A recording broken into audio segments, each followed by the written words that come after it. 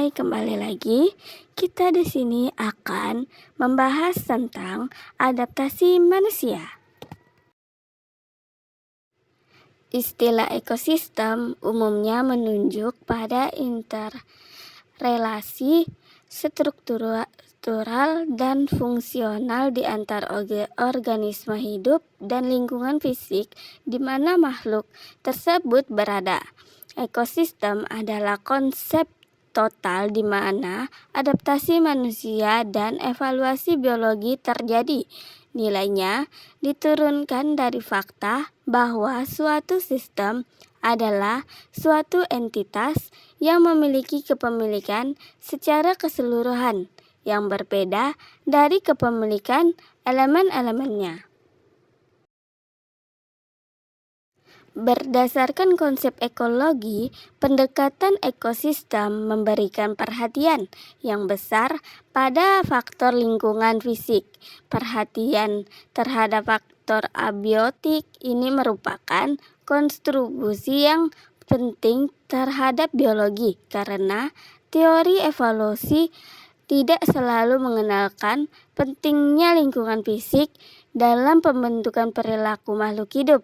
Lingkungan fisik cenderung dipandang sebagai latar belakang di mana makhluk hidup yang berkembang dan respon adaptif yang dipelajari.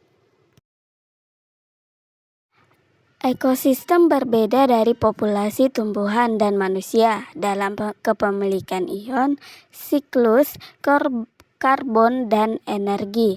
Perubahan yang terus-menerus serta ekosistem tersebut dapat dipisahkan dari biomasa dengan skala dan keseragaman lingkungan abiotik. Konsep ekosistem memperhatikan interrelasi fisik alamiah dan menunjukkan bahwa di dalam kealamiahannya berkembang ke arah keseimbangan dinamis. Studi ekosistem dicirikan oleh berbagai jenis pendekatan. Hal terpenting adalah analisis input atau output dari perubahan ekosistem yang terus-menerus dan di titik temu antara lingkungan biotik dan abiotik. Adapun pendekatan ekosistem menarik bagi ahli antropologi karena beberapa alasan. Yang pertama, mendukung studi menyeluruh mengenai manusia dalam lingkungan fisiknya. Yang kedua, dirinci dalam hal struktur, fungsi, dan equilibrium yang menunjukkan kemungkinan adanya prinsip-prinsip yang memiliki kesamaan antara biologi dan antropologi. Yang ketiga, terdapatnya hubungan antara ekosistem dan habitat, pendukung dan pengawetan spesies sehubungan dengan perhatian terhadap populasi non-industri pada saat yang sama dengan perhatian yang mendalam pada sosial dan lingkungannya.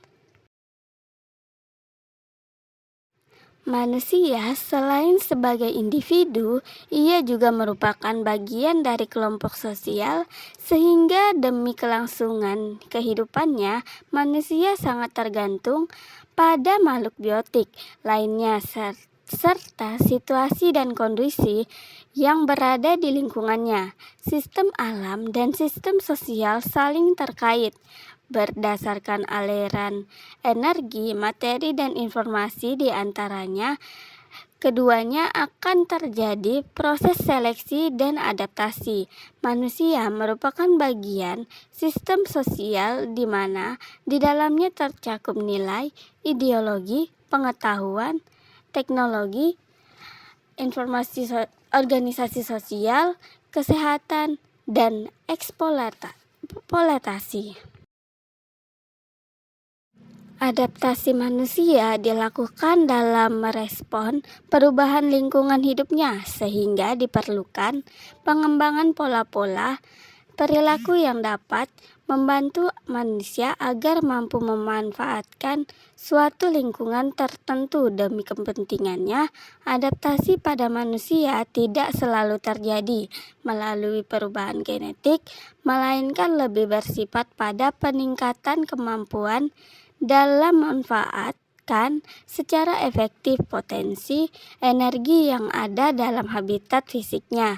Adaptasi dapat dipakai sebagai suatu bentuk strategi tingkah laku dalam menghadapi lingkungan alam dan masyarakat sekitarnya.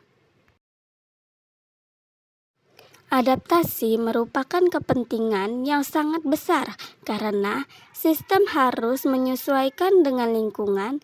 Walaupun terdapat penyesuaian antara sistem dan lingkungannya, tetapi penyesuaian itu tidak hanya dibuat oleh sistem dan oleh lingkungan, melainkan bersifat umpan balik, tetapi tidak membuat adaptasi sebagai fungsi utama. Selain itu, adaptasi dapat dilihat dari dua bentuk, yaitu asimilasi dan akomodasi.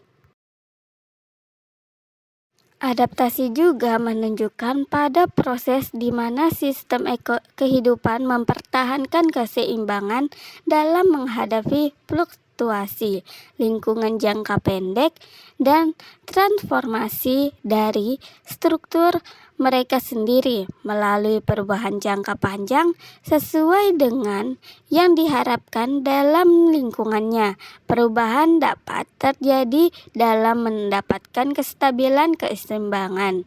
Konsep adaptasi berpangkal pada suatu keadaan lingkungan hidup yang merupakan problem untuk organisme, dan penyesuaian atau adaptasi organisme itu yang merupakan penyelesaian dari problem tersebut.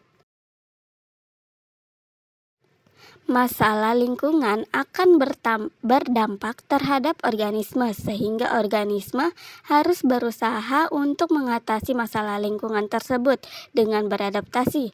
Adaptasi merupakan di mana suatu organisme atau kelompok organisme memelihara keadaan, melakukan penyesuaian di dalam dan di antara sesamanya.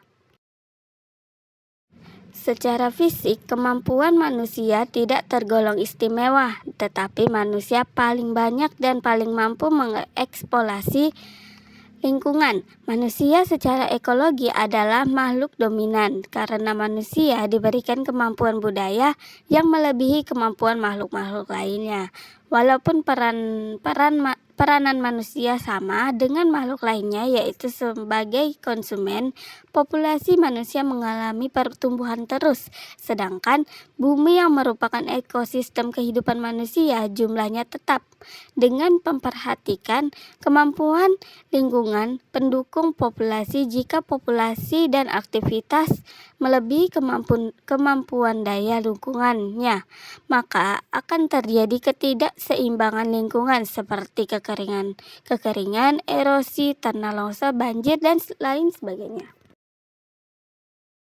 Nah, manusia menghadapi berbagai keterbatasan yang muncul dari lingkungannya. Selain memiliki sejumlah kebutuhan, manusia melakukan adaptasi untuk tujuan produktif yang memanfaatkan potensi energi dan sumber daya yang lain yang ada di habitatnya.